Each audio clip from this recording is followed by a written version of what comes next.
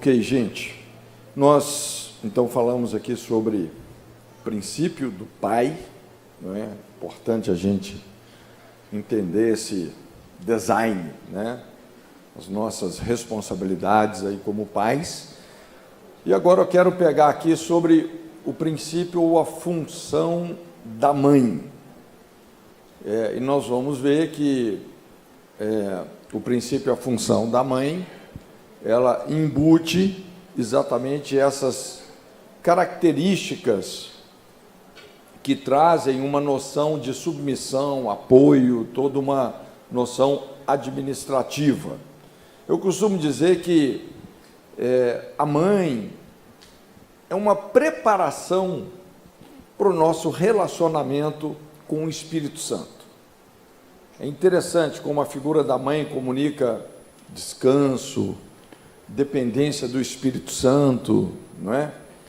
E Deus tem um caráter também materno, não é? Inclusive, Isaías fala assim: pode uma mãe se esquecer de um filho, não é? Ainda que isso acontecesse, Deus dizendo: eu jamais me esquecerei de vocês, eu tatuei vocês na palma da minha mão, não é?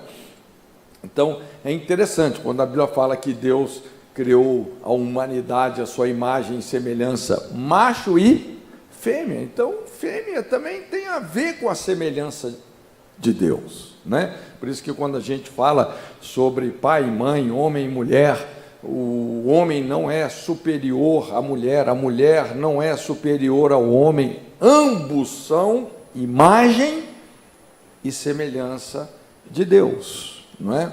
Às vezes o que varia aí é o propósito, né? Mas normalmente pessoas que tiveram uma mãe presente, uma mãe que cumpriu o seu papel, têm uma facilidade natural de estabelecer um relacionamento íntimo com o Espírito Santo, que também é nutridor, consolador, advogado, não é? Quando ninguém te compreende, você pode ter certeza que sua mãe vai te compreender. É ou não é verdade? Quando você está em perigo, sua mãe intui, é impressionante, parece que a mãe é igual o Chapolin Colorado, tem aquelas anteninhas assim, né? Tim, tim. Rapaz, se o filho está em perigo, é impressionante como ela percebe, não é? Uma intuição tremenda.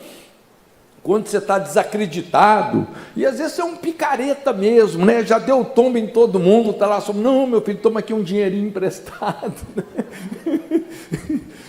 Então, a cobertura espiritual de uma mãe presente produz isso, né? Sensibilidade, a abertura para receber os dons, desfrutar as manifestações do Espírito Santo. As pessoas mais carismáticas que eu conheço, você pode observar, elas tiveram uma mãe que desempenhou muito bem o seu papel, né?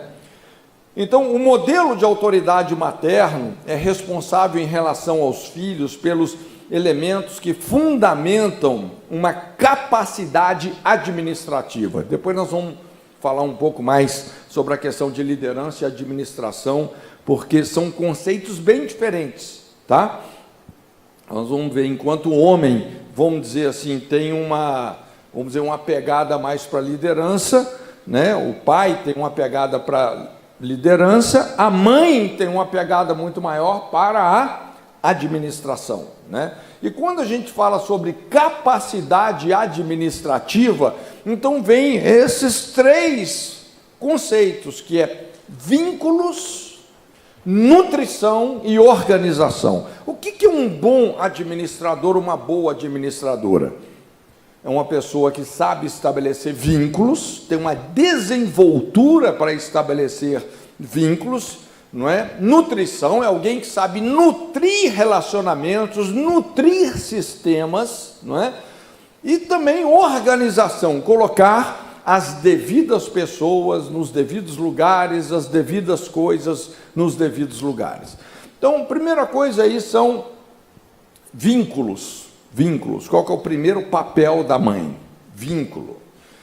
E, lógico, isso tem a ver com integração, proporcionando, muitas vezes, na vida dos filhos, uma desinibição, uma naturalidade para se estabelecer relacionamentos. Então, pessoas que tiveram uma mãe presente, que tenha desempenhado esse papel de edificadora do lar, essas pessoas têm a tendência de desenvolver novos relacionamentos com extrema facilidade.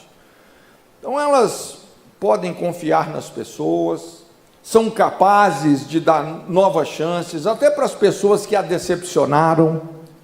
Aprenderam isso com quem? Com a mãe. Então, o relacionamento se torna um fator primordial na vida da pessoa.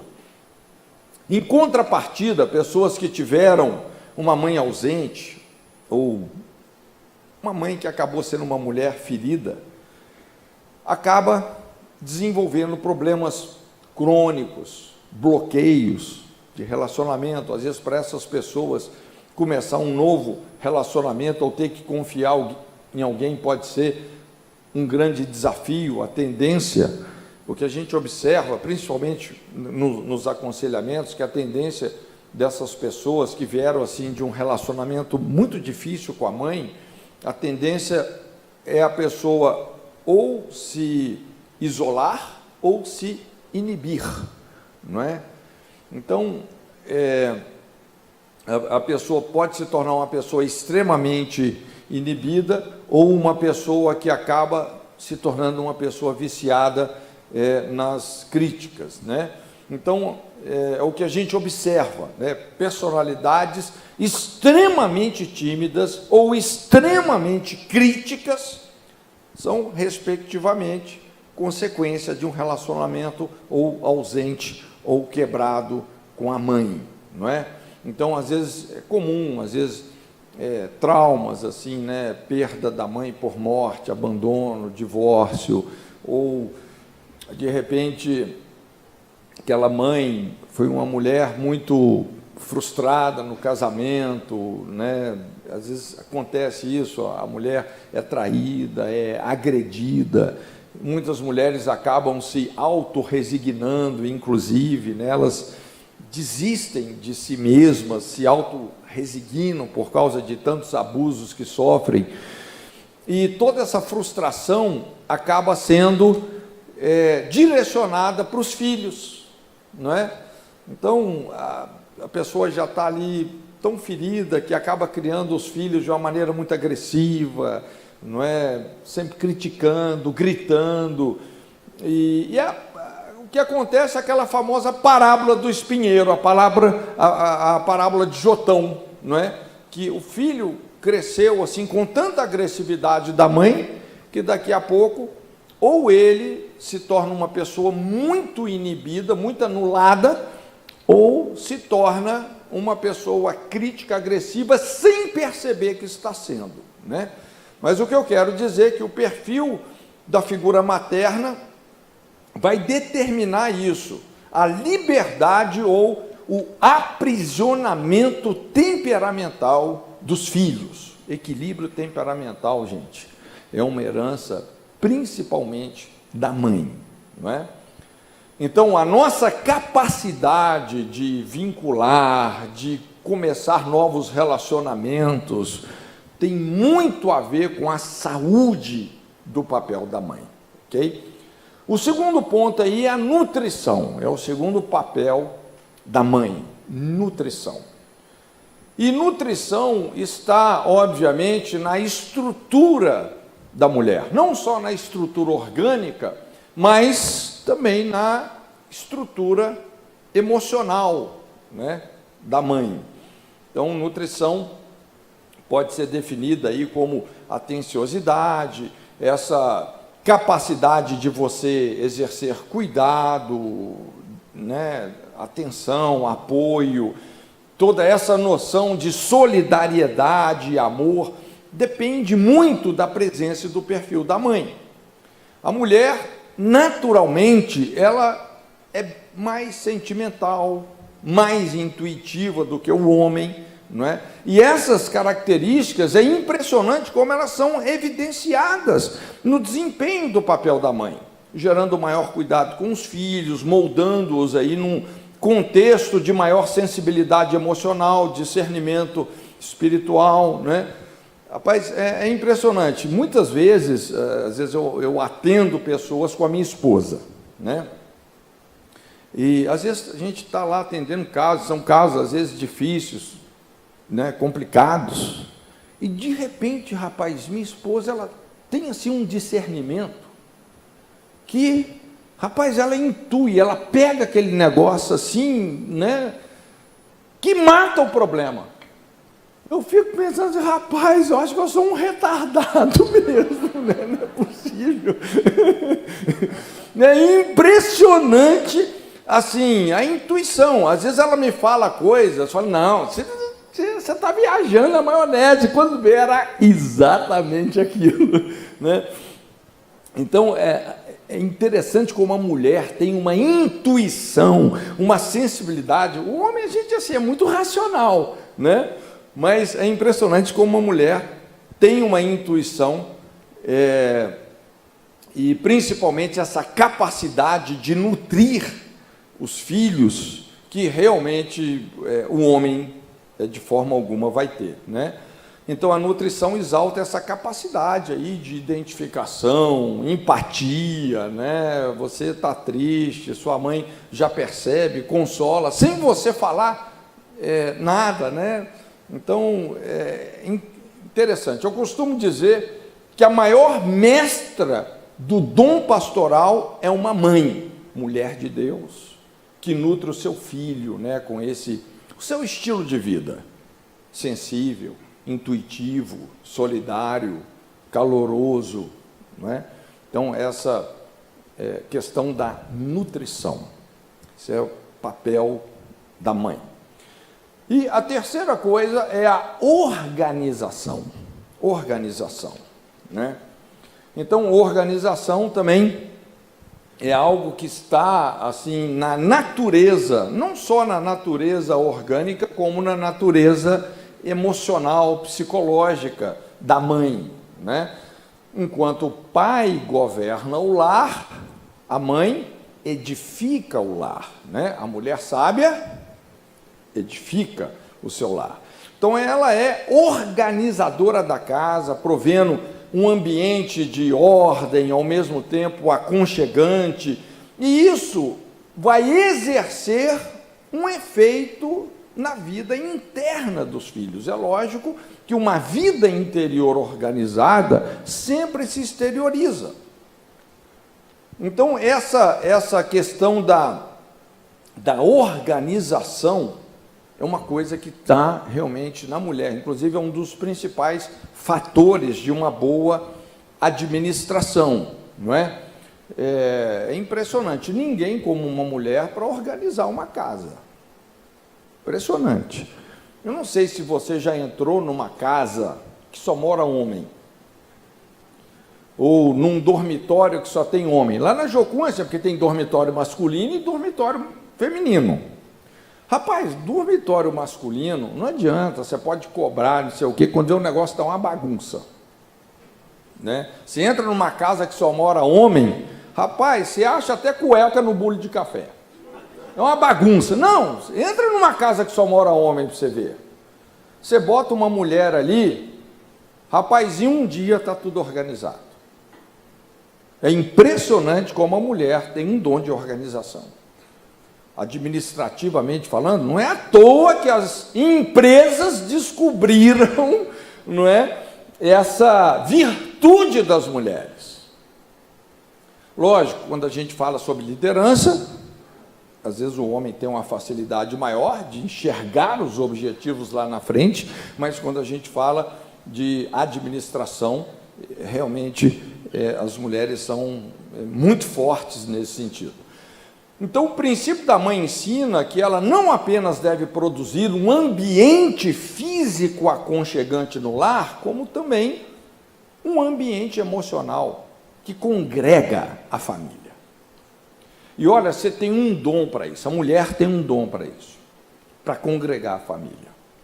Mas é interessante Eu tenho um estudo que a gente fala sobre as fortalezas da mente, né, as fortalezas espirituais, e uma das características das fortalezas, não é, esquemas malignos para destruir a vida de uma pessoa, aprisionar a vida de uma pessoa, é que essas fortalezas, elas normalmente são construídas à sombra dos nossos pontos fortes. Então, numa área que você era extremamente forte, daqui a pouco, não é? Você pode ter um revés naquela área. Às vezes você vê pessoas que tinham um dom de generosidade, falando assim, nunca mais ajudo ninguém. Ou a pessoa, eu lembro um pastor, o cara era um embaixador da unidade na cidade dele. Falou, não acredito mais em unidade da igreja. É impressionante, naquilo que a pessoa era muito forte, daqui a pouco ela começa a sofrer um revés. E então, quando a gente fala sobre essa capacidade que a mulher tem de organizar fisicamente, organizar emocionalmente o lar, polarizar a família, é aí que às vezes muitas esposas estão perdendo a batalha, perdendo os seus maridos, né? Então a gente vê muitas dessas situações. Lógico que às vezes tem fatores aí que estão causando isso, né, que são os fatores que às vezes a gente lida num aconselhamento, mas de repente o marido chega em casa cansado, aí a mulher já vem com uma lista de queixas, cobranças, não é? E eu não sei se você que é mulher, se você já percebeu isso, mas quanto mais você cobra as coisas do seu marido, menos ele faz. Você já percebeu isso? Né? Você não faz, você nunca faz isso, você não sei o que, já fez, né? Quanto mais você cobra, menos eles fazem. E por que isso, né? O que acontece, né? Inclusive a Bíblia faz esse alerta, né, sobre a mulher rixosa, né, aquela que é como uma goteira, uma tortura emocional, né? Está sempre ali, não é? Renovando a questão e tal. Então veja bem, pois é, exatamente, né? Você já foi lá na frente. Mas olha só, é muito importante a gente entender, vamos colocar assim, os pontos fracos, tanto de um quanto de outro. Qual que é o grande ponto fraco da mulher? Qual que é a maior necessidade emocional de uma mulher? O que uma mulher mais procura num homem, num marido? Segurança. Tá? Segurança. Eu já ouvi isso de muitas mulheres. Se você fizer uma enquete, né? Às vezes para a mulher nem importa tanto se aquele cara é um príncipe encantado e tal. Não, o negócio, ela quer um homem que dê para ela segurança. Pior coisa que tem para a mulher é o tipo do homem, desculpe o termo, banana, né? Que não se posiciona, não é? Que não é fiel, não é leal, não sustenta a casa. É a pior coisa. Então, o que a mulher mais quer no homem? Segurança. Qual que é o grande ponto fraco do homem? Quem sabe? O que um homem mais procura numa mulher?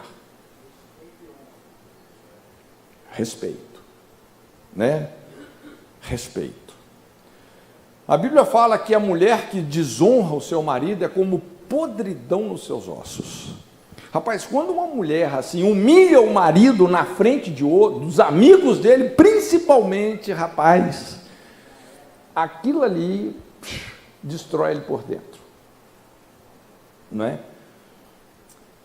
Então, enquanto o ponto fraco da mulher é não se sentir segura, o ponto fraco do homem é não se sentir respeitado.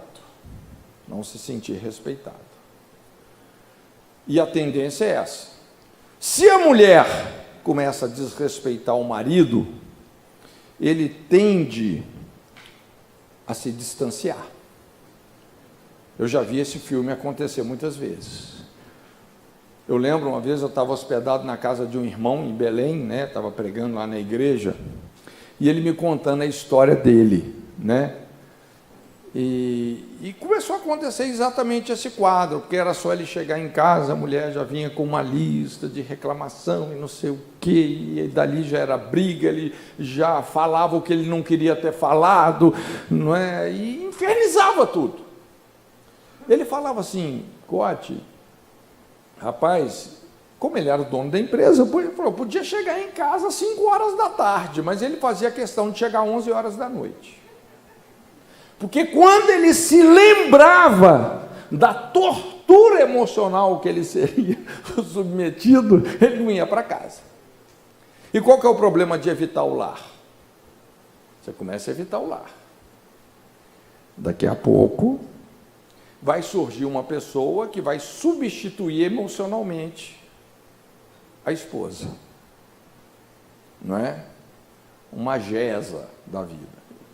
Jezabel sabe fazer o papel da esposa perfeita.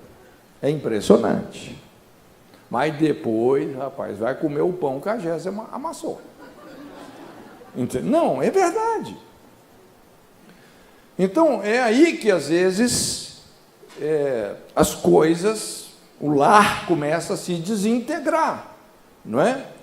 A mulher sábia que edifica fisicamente e emocionalmente o lar, proporcionando um ambiente de conforto e liberdade, polariza a família. O marido não vê a hora de voltar para casa, os filhos se sentem seguros, né? Valorizam a família acima de qualquer outra coisa. Então, enquanto o marido é o polo emocional do lar, aliás, o polo racional do lar, a esposa é o polo emocional, né? Organização, quem faz a organização emocional e também física do lar é a mãe, tá? Então são esses 3 papéis: vínculos, nutrição e organização. Então, se você não recebeu isso da sua mãe, porque às vezes sua mãe foi uma mulher divorciada, frustrada, ferida, traída, que se autorresignou, né? Não sei. Nós podemos receber isso através da nossa intimidade com o Espírito Santo, né? Um processo aí de reeducação nesse sentido, né? E o terceiro ponto aqui, que é o princípio ou a função do casal. E aqui vem uma noção de equipe. Então, veja bem que aqui, essa dinâmica, né, da aliança, do relacionamento, a Bíblia fala assim: vós mulheres submetei os vossos maridos como o Senhor, vós maridos amai as vossas mulheres como Cristo amou a igreja. Então, submissão e amor sempre precisam de andar juntos. Raramente esses conceitos vão sobreviver isoladamente no relacionamento de um casal, não é? Quando existe amor, vai haver submissão. Quando existe submissão, vai haver amor, não é? Então, tem alguns casais de palavras que é muito importante a gente discernir aqui, não é? Para a gente poder ter um casamento saudável. O primeiro casal de palavras aqui é esse: liderança e administração, exatamente, porque liderança é a essência do papel do pai, o senso de missão, e a administração é a essência do papel da mãe, que é o senso de organização. Basicamente, como nós falamos, a mulher tem uma natureza administrativa, o homem tem uma natureza de liderança. Por exemplo, o homem planta um espermatozoide no útero da mulher, depois de 9 meses ela devolve para ele um bebê prontinho. Ela pegou aquele espermatozoide, né, uma coisa insignificante, com a ajuda de Deus, transformou aquilo numa vida. Ela gestou aquilo que nós falamos. Nutrição, gente, está na natureza da mulher. A mulher tem útero, a mulher tem seios, não é? Ela gesta, ela nutre, isso está na estrutura dela, não só orgânica, como psicoemocional. Então, é importante a gente entender a diferença entre esses dois conceitos. Liderar é você visualizar o alvo certo, designando uma direção para um grupo. Administrar já é aquele processo diário de planejamento em função de um alvo estabelecido. Por isso que o casamento é tão sinérgico, que o homem enxerga alvos, onde o propósito maior para onde essa família deve ir. Mas quem ajuda no plano diário para que aquilo de fato se concretize é a mulher, é quem está no dia a dia, não é? Sem o alvo, o planejamento não tem sentido. Sem liderança, a administração perde o seu significado.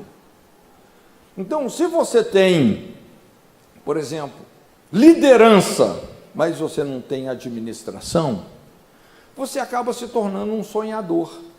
Já viu aquela pessoa, eu vou fazer isso, mas ela não tem um plano diário que permite que ela concretize aquela realidade.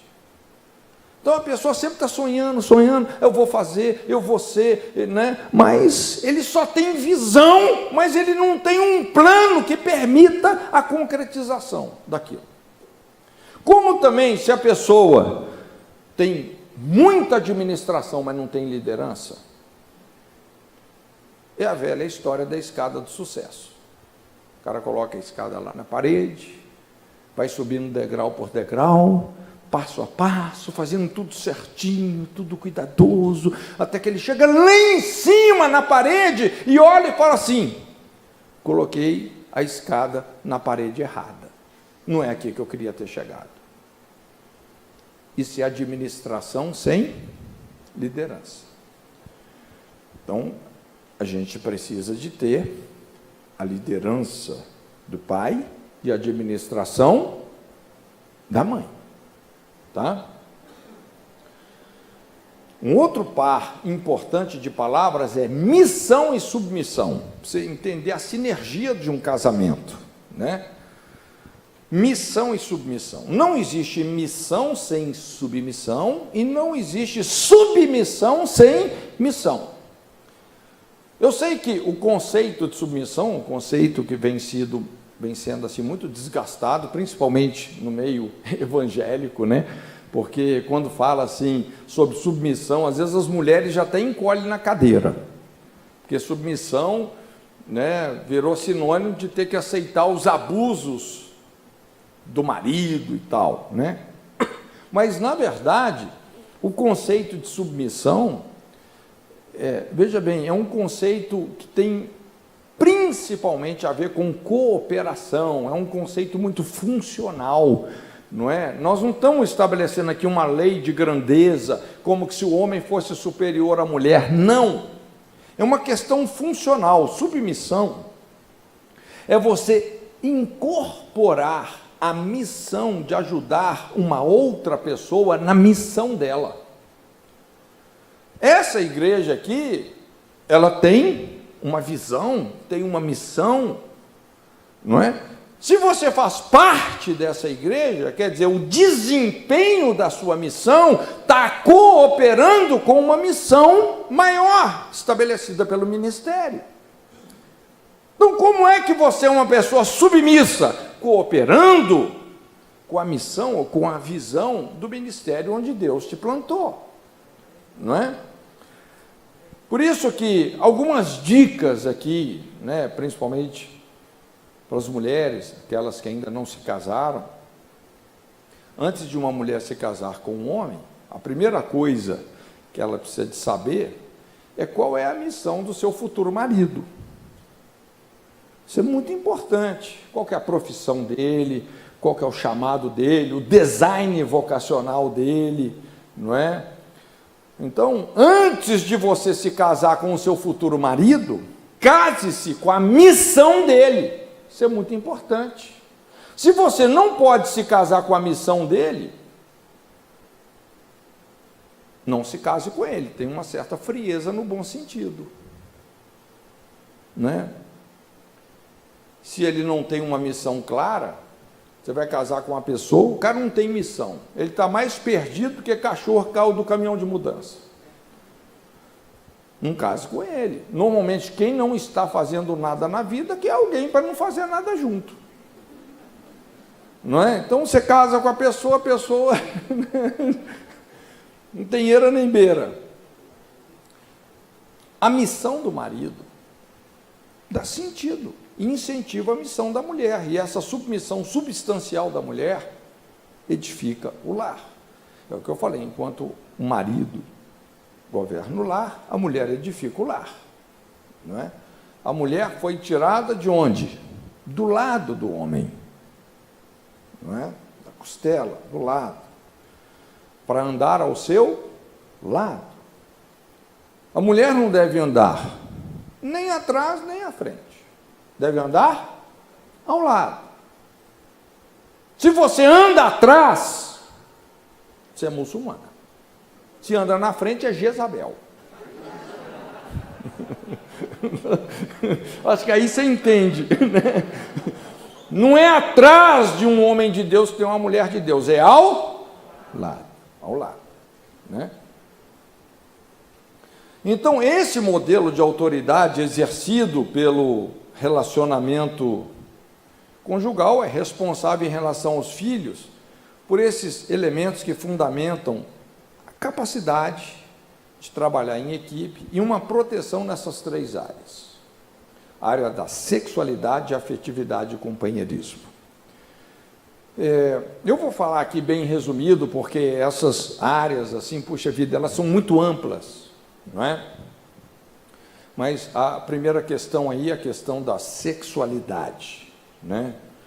É impressionante como, assim, a proteção sexual de um filho tem a ver com o casamento dos pais, a lealdade, a fidelidade, a pureza sexual dos pais, não é? Muitos pais pensam, vamos dizer assim, que o fracasso no casamento não vai interferir, não vai desproteger a vida dos filhos, mas, gente, o casamento é como um telhado, uma casa sem telhado, a família inteira vai sofrer, não é? Então, existem aí muitos problemas que não foram resolvidos na vida sexual dos pais, de um casal, vários problemas, que às vezes podem desproteger a vida dos filhos. Às vezes pessoas que foram abusadas sexualmente ainda convivem com esse trauma, os casos aí de adultério oculto, pactos com demônios envolvendo imoralidade. Eu estou falando coisas que a gente atende, tá? Problemas de homossexualidade, bestialidade, né? Sexo com animais. Então, uma série de coisas, perversão sexual. É impressionante como tudo isso acaba trazendo uma desproteção para a vida dos filhos. E aquilo que eu falei, daqui a pouco, assim, você vê que a vida dos filhos está sendo invadida por uma perseguição, que aquilo não é carne nem sangue, é uma coisa realmente espiritual, né? Coisas realmente sérias. A gente até mencionou aqui, por exemplo, crianças que na mais tenra infância já tem uma certa tendência para a homossexualidade, uma tendência para a violência, não é? E a hora que você vai ver, na verdade, isso tem a ver com uma desproteção. Hoje nós temos, nunca vimos assim uma geração tão desprotegida, né? Tão desprotegida sexualmente. É impressionante. Exatamente a geração que tem sido esse subproduto da morte do casamento, a morte da família, não é? Então, a imoralidade dos pais destrói a família, compromete realmente muita coisa. Então, proteção sexual, qual que é a principal maneira de você proteger a vida sexual de uma criança? Casamento dos pais, é o casamento. né? O leito sem mácula. Venerado seja o matrimônio e o leito sem mácula, não é? A segunda coisa aí é a afetividade. Afetividade. E afetividade se manifesta através do carinho, a compreensão. A palavra aqui é o amor ágape, né? Respeito, paciência ao longo do relacionamento. Então, essas coisas vão sendo exercitadas, né? Porque, lógico que um casamento, a vida sentimental, né? Os sentimentos, eles precisam de ser nutridos, cultivados, não é? Um casamento pode passar por crises sérias, que inclusive a pessoa até, entre aspas, perde aquele sentimento que ela tinha, mas de repente esse sentimento pode ser recuperado, não é? Então, é muito importante quando a gente fala sobre esse amor ágape. Assim, a gente pode até resumir, talvez, o maior segredo de um casamento, qual que é? É você se converter ao seu cônjuge incondicionalmente. É você aceitar o seu cônjuge do jeito que ele é, e você não tentar mudar ele na marra. O que a gente vê em muitos conflitos conjugais? De repente, você vai ouvir um, vai ouvir o outro, um fica só cobrando que o outro mude, só responsabilizando o outro pelo motivo do fracasso no casamento. Ah, pastor, o dia que ela mudar nisso, aí sim, nosso casamento dá certo. Ela tem que mudar. Aí você vai ouvir ela, não, pastor, é ele que é assim. Quando ele mudar, aí resolve. Então, quanto mais um começa a resistir o outro, responsabilizar o outro, né, pelo problema, mais eles vão divergir. O que faz um casamento dar certo? É quando cada cônjuge fala o seguinte: olha, mesmo que o meu cônjuge não mude naquilo que eu gostaria, eu vou honrar a aliança com ele, eu vou amá-lo incondicionalmente. A mudança, a chave da mudança não está no outro, está em você, a começar em mim. Quebra corações.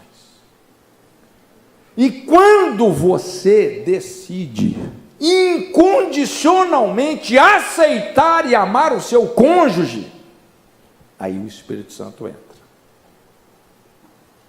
Eu acho muito interessante, tem uma passagem na Bíblia, não sei se você se lembra, quando os discípulos de Eliseu, os profetas, né, da escola que ele tinha, havia ali escolas de profetas, né, em todo Israel. Essa estava ali no Jordão, escola crescendo muito, eles queriam ampliar o lugar, e eles foram cortar as vigas. Um deles estava com um machado emprestado. Quando ele foi cortar uma viga, o ferro solta, cai no meio do Jordão. Veja bem, aqui é uma figura muito interessante do casamento. Qual que é a principal ferramenta para você construir uma casa de profetas? Casamento. Machado. É o machado. O machado é uma ferramenta muito simples. São duas partes, macho e fêmea, ferro e madeira, duas naturezas totalmente diferentes, isoladas. O ferro isolado da madeira, você não faz muita coisa. A madeira isolada do ferro também você não faz muita coisa. Mas com um machado, com um casamento, macho e fêmea, você constrói uma casa de profetas, uma igreja verdadeira. Só que o casamento passa por crises, às vezes as coisas se desconectam no casamento, e quando se desconecta, normalmente alguém afunda. O ferro afundou. Aí ele se diz: ah, Senhor, o machado era emprestado. Você lembra o que Eliseu perguntou para ele? Onde foi que caiu? É muito importante você saber mapear assim, o que está fazendo um casamento dar errado, o que está gerando essa desconexão.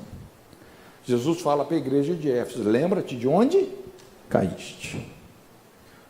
Onde foi que o espírito de reconciliação, a honra pela aliança se perdeu? Você tem que ir naquele lugar. Você lembra o que o profeta fez? Ele lançou um madeiro no lugar. Ó, caiu ali. Então ele jogou o madeiro. O que é o madeiro? A cruz. Quando você, na sua vida, porque a cruz, gente, a cruz não é o outro. Já viu? Pastor, você não imagina, minha mulher é a minha cruz. Aquela mulher é uma cruz, pastor, uma cruz pesada. Não, não é o outro que é a cruz. A cruz é a sua responsabilidade de mudar a si mesmo, de negar a si mesmo, para você ter uma vida reconciliada com os outros. Isso é a cruz. Então, quando você lança o madeiro, você coloca a cruz na sua vida, você aceita aquela pessoa do jeito que ela é, independentemente dela mudar ou não, você vai honrar sua aliança com ela. Quando você lança o madeiro, o ferro flutua. Deus muda a natureza. É da natureza do ferro flutuar? É da natureza do ferro flutuar? Ou é da natureza do ferro afundar? Mas aí, não é você que está fazendo, é Deus. Aí Deus começa a mudar, e as coisas se encaixam. As coisas se encaixam. Uma vez eu ouvi uma ilustração do um missionário muito querido, George Foster. Não sei se você conheceu o George Foster, da Betânia. Foi o fundador da Missão Betânia, da editora Betânia, aqui no Brasil. Muito amigo nosso, muito amigo da Jocum, né? Estava pregando na nossa igreja, e ele contou essa ilustração. Não sei se é verdade ou se é uma ilustração, né? Não me lembro direito. Mas diz que uma certa senhora foi evangelizada e ela aceitou Jesus, e pensa numa pessoa que se converteu, mas converteu para valer. Então começou ali, foi batizada, começou a ir na igreja, estava a 1000 por hora com Jesus, mas tinha um problema. O marido dela odiava o evangelho, odiava os crentes. Então foi só ela se converter, a conversão dela a Jesus começou a criar um problema no casamento. Aí aquilo começou a ser motivo de briga, e o marido não queria que ela fosse na igreja, e começou assim, né, uma série de desavenças, e ela, então, procurava o pastor, e falava: pastor, puxa vida, meu marido está assim, está me perseguindo, não é? Aí o pastor: olha, ora por ele, não é? Não responde, honra ele, só aconselhando. Mas a coisa foi ficando pior. Aí já começou a rasgar as Bíblias dela. Ah, pastor, rasgou minha Bíblia. Não, minha irmã, perdoa, anda segundo a Bíblia, né? Aí impediu ela de ir na igreja. Você não vai mais na igreja. Falou: olha, fique em casa, faça seu culto lá em casa mesmo, né? E aquela situação difícil, né? E chegou num ponto que ele começou a agredir a mulher. Então ela chegou na igreja lá, com o olho meio roxo, e quando o pastor viu isso, Aí a fúria do pastor, a ira do cordeiro tomou conta dele. Minha irmã, esse homem não te merece. A partir de agora nós vamos fazer um plano aqui. Tudo que ele quiser, você vai fazer. Tudo que ele quiser, você vai fazer. E quando ele estiver aqui, ó, na palma da sua mão, você vai dar um chute nele. Conselho pastoral. Olha só. O pastor entrou na carne. E ela, tá bom. Aí ela começou de bom coração. Tudo que o marido pedia, ela fazia. Não é? Mas na igreja, tá bom, meu amor, vou ficar. Foi quebrantando. Não é? Chegou num ponto que diz até que ela já estava até assistindo o jogo do Corinthians com o marido.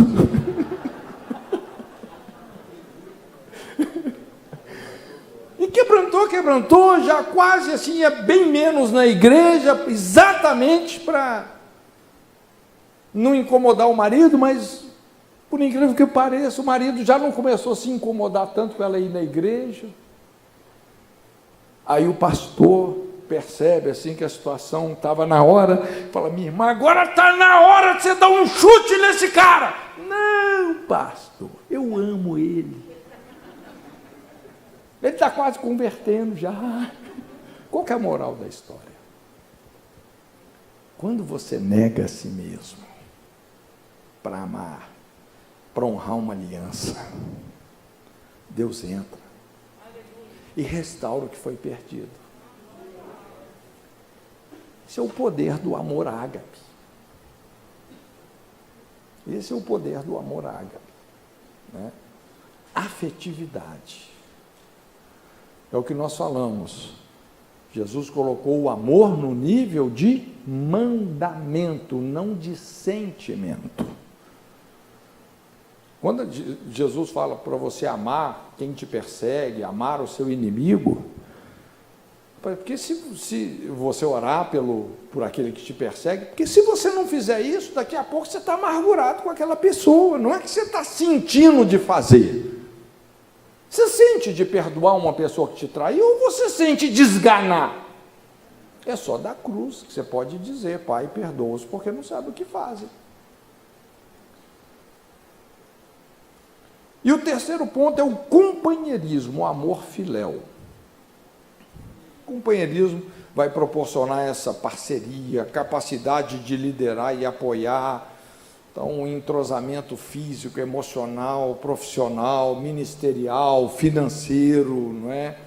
Então tudo isso vai construir nos filhos uma capacidade de estabelecer acordos. Então os filhos vão assimilar essa capacidade de trabalhar em equipe, isso vem da interdependência dos pais, não é? Então, se um filho está numa situação que ele precisa de assumir uma liderança, ele aprendeu a liderar com o pai. Se ele precisa de apoiar alguém em alguma situação, ele não vai se ver numa crise de identidade porque ele tem que se submeter, ajudar. Não, ele aprendeu isso com a mãe.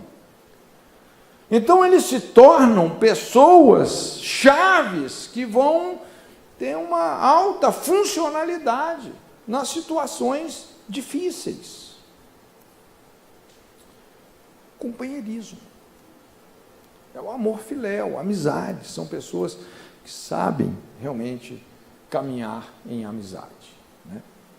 Então nós temos aí 9 valores, são 9 valores, quando a gente fala da família, são pilares, tá? Quando a gente fala de uma cobertura familiar, direção, limites, segurança, que vem pelo papel do pai, vínculos, nutrição e organização, que é o papel da mãe, e o relacionamento conjugal, vai trazer uma proteção sobre a vida dos filhos, uma proteção, uma blindagem em termos de sexualidade, afetividade e companheirismo. São 9 valores.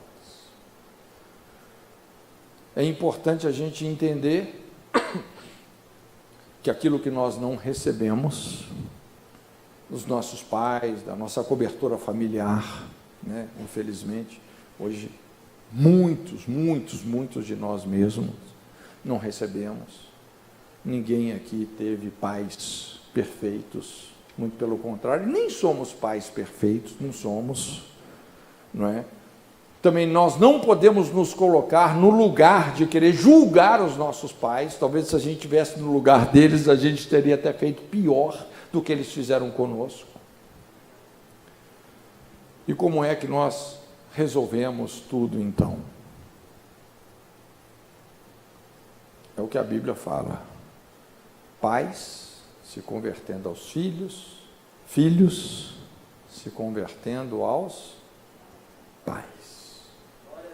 Não é? E a partir disso, nós podemos ter uma revelação clara do caráter de Deus, da natureza de Deus, suprindo todas essas coisas que nós precisamos. Curva a sua cabeça, então, em nome de Jesus.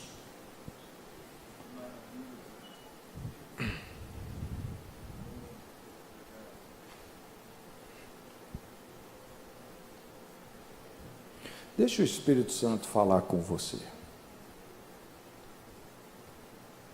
Eu não sei como, não faço ideia, não é como foi o seu relacionamento com seu pai, com a sua mãe, como foi o casamento deles, eu não sei. Mas eu sei que Deus é um Deus restaurador, restaurador. Eu gostaria de fazer com você aqui um ato sacerdotal, tá? A essência do sacerdócio é a representação, né? O sacerdote é aquele que se compadece eternamente dos ignorantes e errados, oferecendo dons e sacrifícios, sabendo que ele mesmo está rodeado de fraquezas.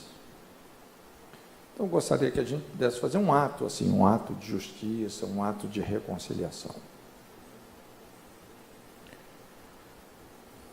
Eu gostaria que todos vocês agora pudessem aqui olhar para mim, tá? Todos vocês, olhando para mim.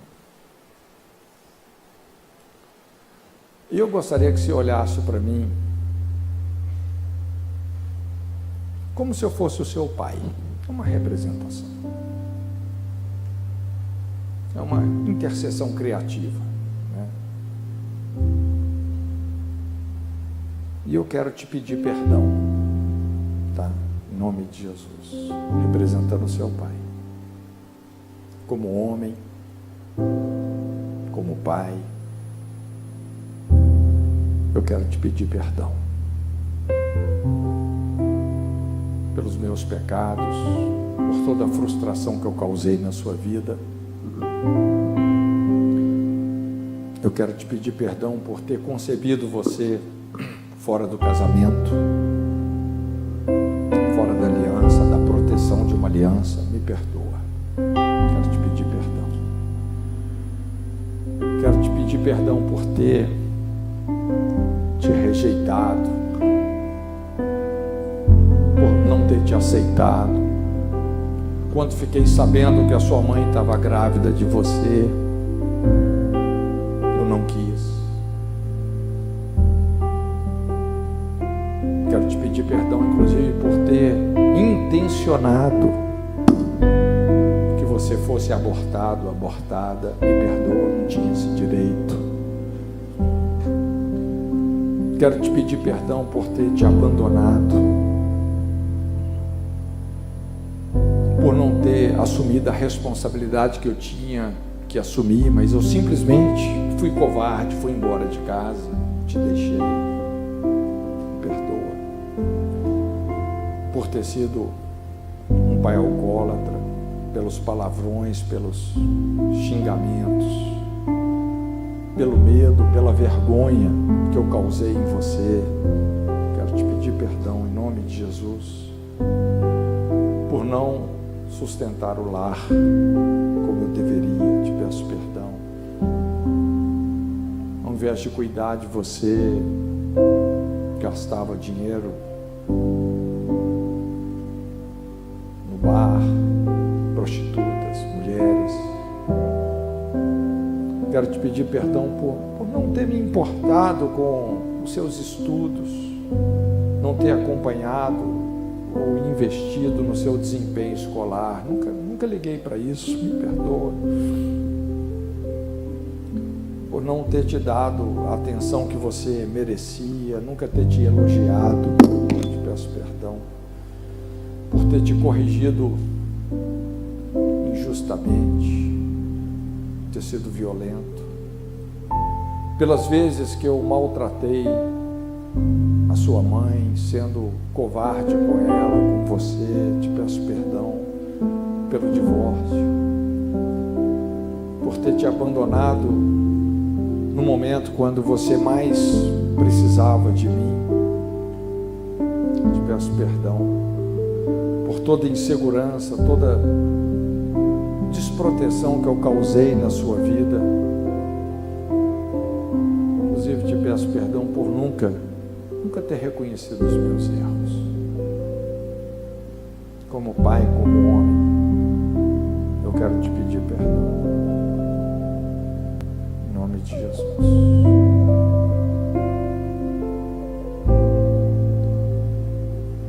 E se você precisa de perdoar o seu pai, faça isso agora. Faça isso. Libera a vida dele. Talvez é com a sua mãe, mas perdoa de coração.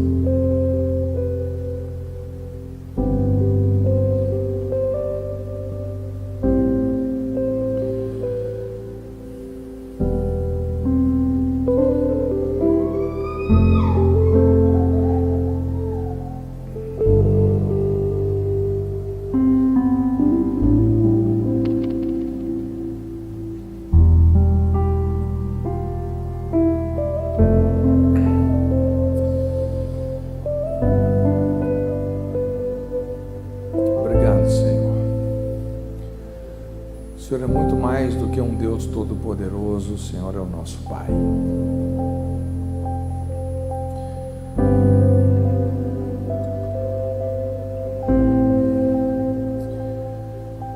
Obrigado pelos nossos pais biológicos. E nós queremos que o Senhor nos dê o coração que o Senhor tem por eles. Nós não estamos aqui agora com o intuito de julgá-los, muito pelo contrário. O Senhor disse: bem-aventurados os misericordiosos, porque eles serão tratados com misericórdia. E quando nós não perdoamos, nós repetimos.